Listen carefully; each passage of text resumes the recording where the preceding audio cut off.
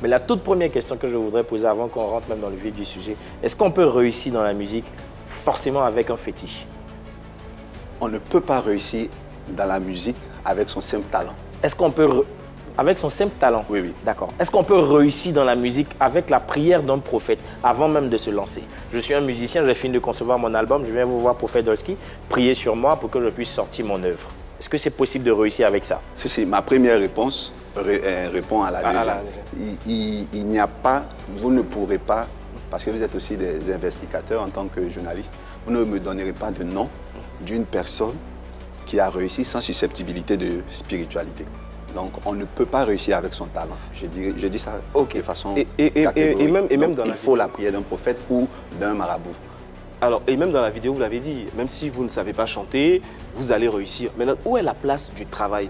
C'est vrai que dès le départ, on peut ne pas avoir le talent, mais le travail a quand même sa place dans la situation. Et effectivement, vos questions sont les bienvenues, mais vous-même, au travers de vos plateaux, vous avez déjà la réponse. DJ Congélateur ne fait pas de la musique de recherche.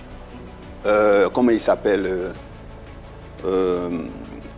Bébé sans hausse de Bébé sans hausse de main, il ne travaille pas.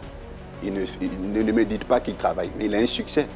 Plus que des artistes en ce moment tels que Garagis. Voilà. Alors, est-ce que ça, c'est pas une manière de faire la promotion de la facilité? Parce Oui, que là, je sais pas chanter, la spiritualité je a parfois cette tendance à faire la promotion de la facilité. Il y a même un texte biblique dans le livre de Psaume. Dieu dit que moi, mes enfants, bien-aimés que j'aime, c'est dans leur sommeil qu'ils reçoivent leur bonheur. Le côté spirituel, nous ne devons pas le rendre scientifique. Okay. La pensée cartésienne doit s'éloigner de la spiritualité.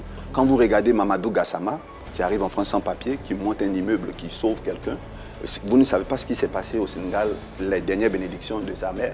Quand vous voyez un Kabiliam qui est un fils d'un mouride du Sénégal, tu peux comprendre à peu près ce qui s'est passé dans le succès d'une personne à la peau noire, d'être au plus haut niveau de la célébrité. Je préfère dire, il n'y a pas de succès qui vient d'un talent ou d'une intelligence, mais par contre, dans certaines sphères d'influence, on a besoin quand même du travail.